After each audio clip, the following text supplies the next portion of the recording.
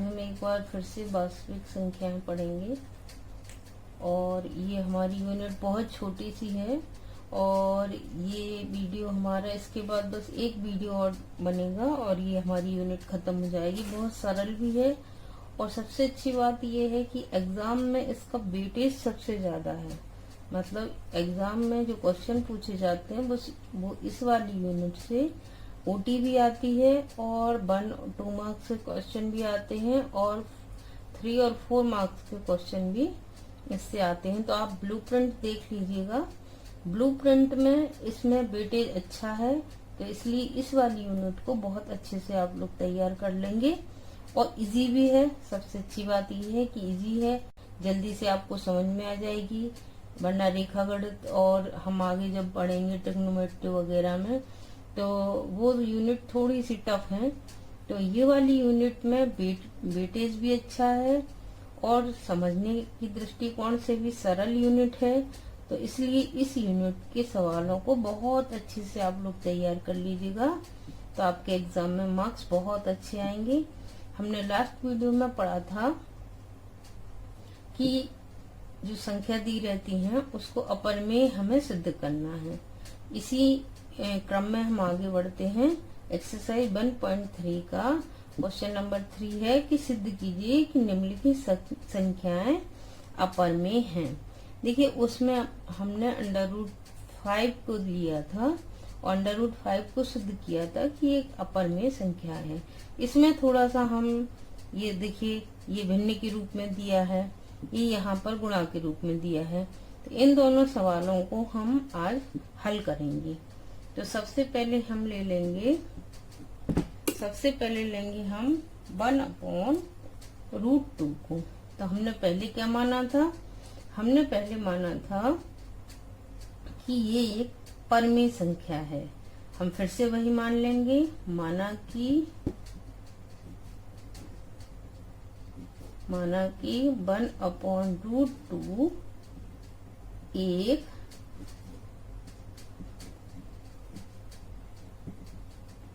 परमेय संख्या है। हमने क्या मान लिया कि 1/√2 एक परमेय संख्या है। अब जब ये परमेय संख्या है तो आपको याद होगा परमेय संख्या की हमने डेफिनेशन क्या बताई थी, सरल डेफिनेशन, कि इसको हम भिन्न के रूप में व्यक्त कर सकते हैं। तो हम मान लेंगे कि दो पूर्णांक a तथा b दो ऐसे पूर्णांक हैं जहां b is not equal to 0। A और बी दो ऐसे पूर्णांक हैं जहां पर b 0 के बराबर नहीं है। तो अगर ये 1/√2 एक परमेय संख्या है तो इसको हम भिन्न के बराबर लिख सकते हैं, यानी 1/√2 बराबर हो जाएगा a/b। अब देखिए इसका त्रियक गुणा हो जाएगा तो क्या हो जाएगा, b बराबर हो जाएगा √2a। इसको मान लिया हमने समीकरण 1। अब हम क्या करेंगे, समीकरण 1 का वर्ग करने पर, हमने समीकरण 1 का वर्ग किया तो क्या हो गया, b² बराबर 2a²। इसको मैं ऐसे भी लिख सकते हैं, a² बराबर b²/2। अब देखिए ये जो 2 है वो b² को विभाजित करता है। हम लिख देंगे b² को 2 विभाजित करता है, तो यह b को भी क्या करेगा, b को भी विभाजित करेगा। ठीक है। अब हम पुनः क्या मान लेंगे, माना कि b बराबर 2c। हमने क्या मान लिया b बराबर 2c, तो a स्क्वायर बराबर क्या हो जाएगा 2c का स्क्वायर अपॉन 2, यानी a स्क्वायर बराबर हो जाएगा 4c स्क्वायर अपॉन 2। तो इससे कट जाएगा तो a स्क्वायर बराबर हो जाएगा 2c स्क्वायर, यानी कि c स्क्वायर बराबर क्या हो गया a स्क्वायर अपॉन 2। अब देखिए यहाँ पर ये b स्क्वायर को विभाजित कर रहा था, यहाँ पर ये a स्क्वायर को विभाजित कर रहा है। तो हम क्या लिखेंगे, हम लिखेंगे 2 a स्क्वायर को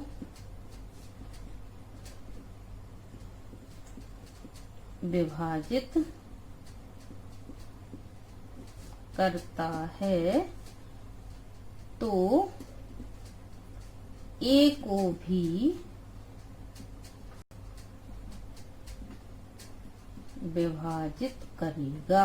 आ रही बात समझ में कि जब ये 2 a स्क्वायर को विभाजित करता है तो a को भी विभाजित करेगा। इसका मतलब क्या हुआ कि a और b का उभयनिष्ठ गुणनखंड जो है 2 है, जबकि हमारी जो परिकल्पना थी उसके हिसाब से ये गलत है। तो हम यहाँ क्या लिखेंगे, अतः हमारी मानी गई परिकल्पना गलत है और 1/√2 एक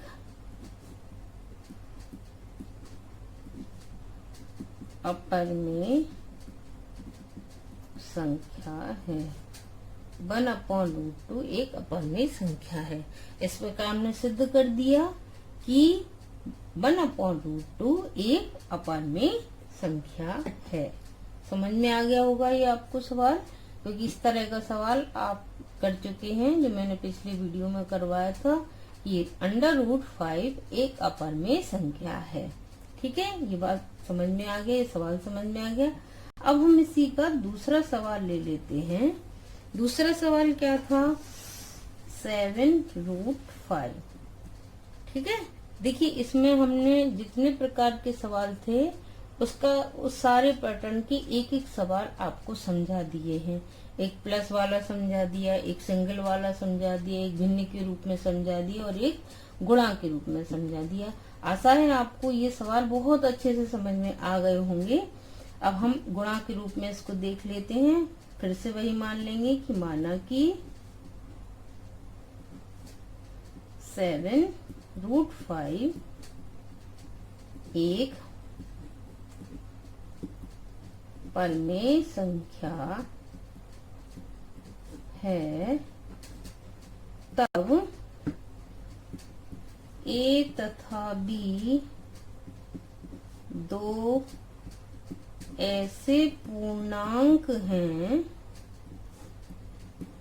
जहां v is not equal to 0।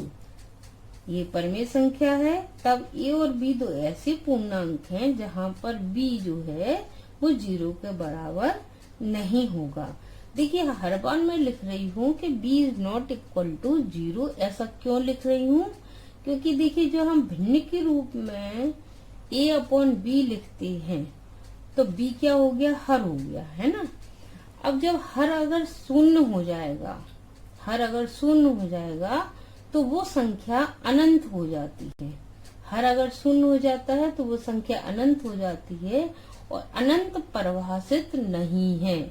इसलिए ये कंडीशन हम हर बार लगाते हैं कि उसका किसी भी भिन्न का जो हर है वो 0 के बराबर नहीं होना चाहिए।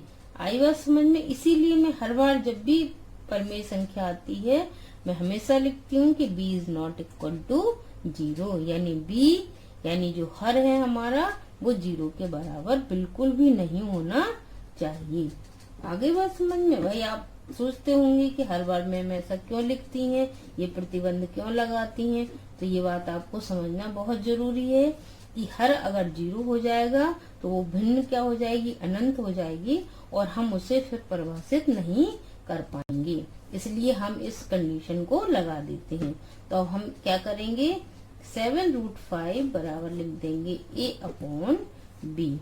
अब √5 बराबर क्या लिख देंगे, a/b इंटू 7, क्योंकि ये 7 कहाँ आ जाएगा, नीचे, यानी √5 बराबर क्या हो जाएगा, a/7b। अब ये देखिए कि ये पूरी क्या हो गई, पूर्णांक। ये क्या हो गया, पूर्णांक। हम क्या लिखेंगे, 7a और b तीनों क्या हैं, तीनों पूर्णांक हैं, जबकि √5 एक अपरिमेय संख्या है। ये हम पहले ही सिद्ध कर चुके हैं, अपरिमेय संख्या है। √5 एक अपरिमेय संख्या है। तो ऐसा तो हो नहीं सकता कि जिसका LHS और RHS अलग अलग चीज हो। LHS और RHS माने बायां पक्ष और दायां पक्ष एक ही चीज होनी चाहिए। या तो ये पूर्णांक होंगे या ये अपरिमेय संख्या होगी। अब हमने चूंकि इसको माना था, इसको हमने परिकल्पना मानी थी, ये सिद्ध नहीं था, जबकि ये क्या है, सिद्ध है। ये √5 एक अपरिमेय संख्या, ये हम सिद्ध कर चुके हैं, जबकि ये चीज हमने मानी हुई है। तो गलत क्या होगा, गलत होगा माना हुआ, सिद्ध किया हुआ गलत नहीं होगा। तो हम क्या मान लेंगे कि जो हमने परिकल्पना मानी थी, अतः हमारी मानी गई परिकल्पना गलत है और 7√5 भी एक